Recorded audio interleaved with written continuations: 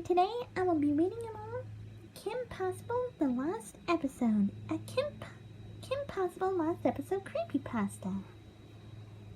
Now this is in a Cjaymarch wiki.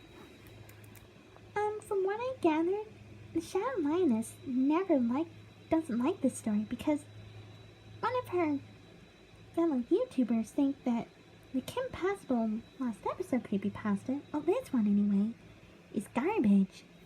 I wonder why they don't like it. Well, that's why I'm about to find out.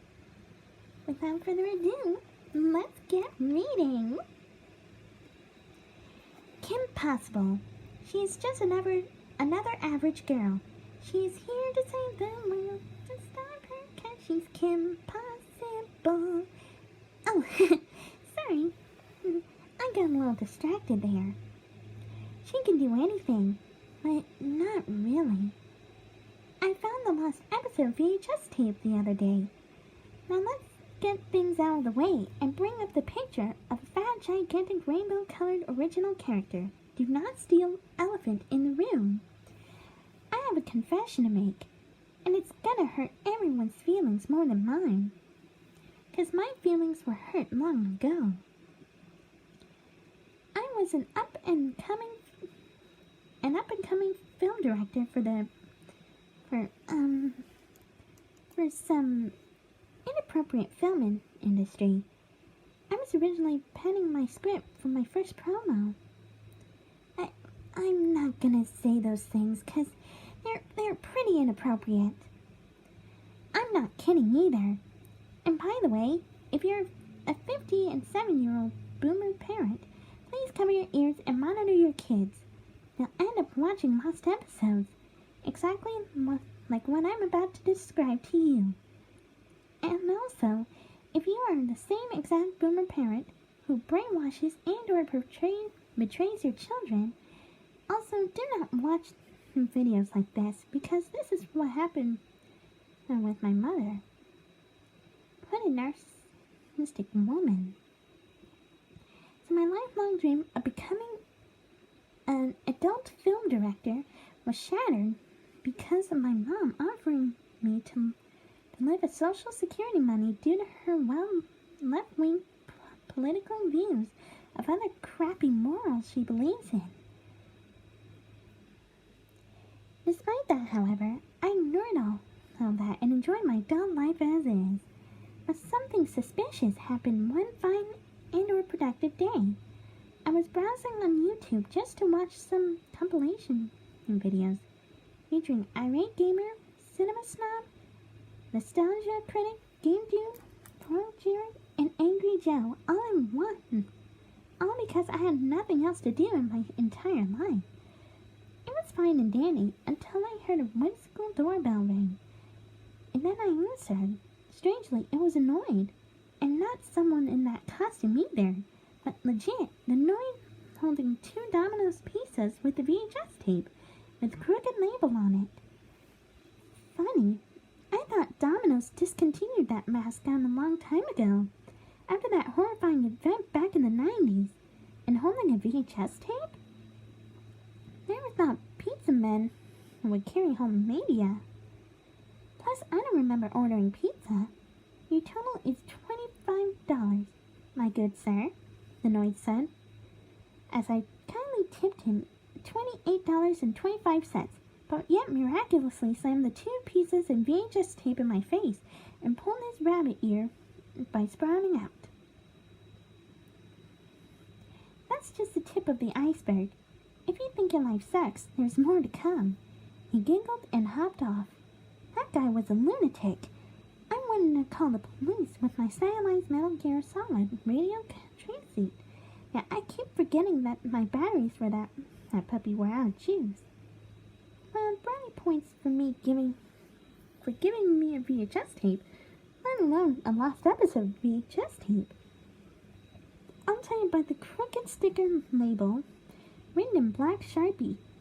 I'm assuming in what looks appearing to be handwriting by a 5-year-old in scribbles, saying Kim Possible, Las Vegas, up 420.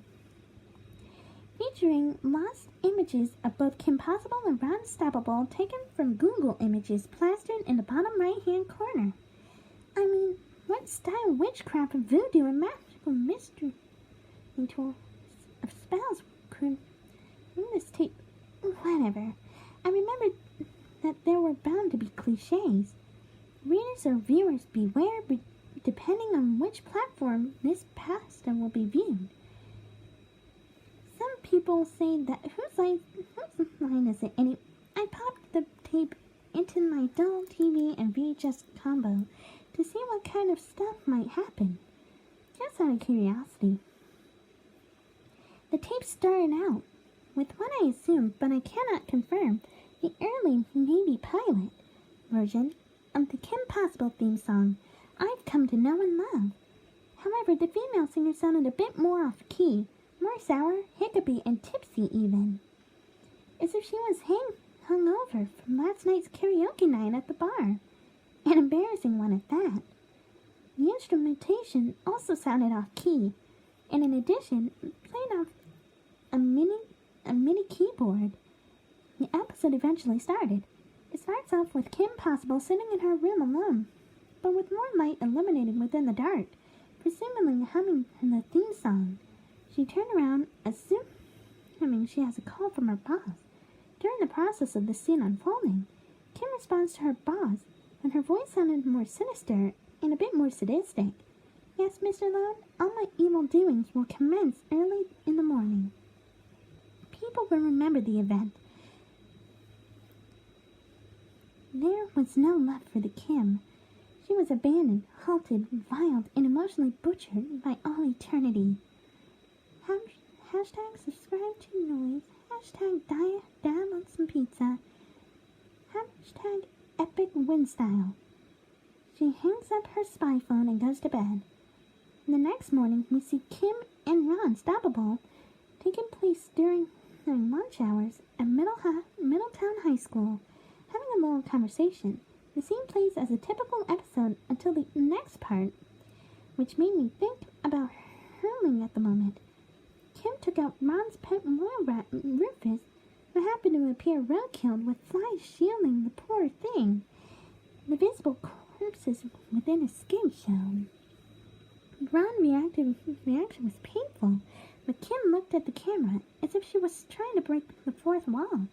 She explains with her sinister voice, "Now that I'm expelled by day, tonight will be the night. And I'm America's big terrorist by night." Okay. This was followed up by her open-wide smile, unveiling by her razor-sharp yellow teeth, and much bigger nose, trying to resemble a female poor Jared. Funny, I just watched a compilation of clinical angry reviewers prior to watching this tape. I mean, yeah, I gotta remind y'all that because I'm lonely, but this is not important. What's important is the next scene, however, which gets worse. The scene cuts to the afternoon outside where Ron is walking, heading to the bus in silent disappointment given the events of the last scene. As he takes a seat, Kim appears smiling wide open out of nowhere as he freaks out. "Hey!" Kim giggled. "Oh my goodness gracious! Why is Kim Possible swearing in this episode? This is a kid show." Ron suddenly began twitching before fainting as the ambulance was heard, and he got back up violently, screaming his terror tracks, running for his life, as he was about to be taken to a mental ward for his eternal life. In the next scene, Kim wrote on her diary the following: "My first victim complete. The next stitch, more victims, 'cause I can do anything. Do more damages, do more harm, do more hate, do more crime, do more poverty, as well as other stuff. Rise up, gamers. I am Kim Possible. I am here to save the world. True gamer, true leader. It's time to rise up with our can of monster drinks and copies of either Half-Life 2 and Quake gonna say that word. It's too inappropriate. During that scene, we see Kim walk through the shadows while unveiling herself in a clown suit. And this is where I will stop for part 1. Stay tuned for part 2 of Amy Rose Reads Kim Possible the Lost Episode.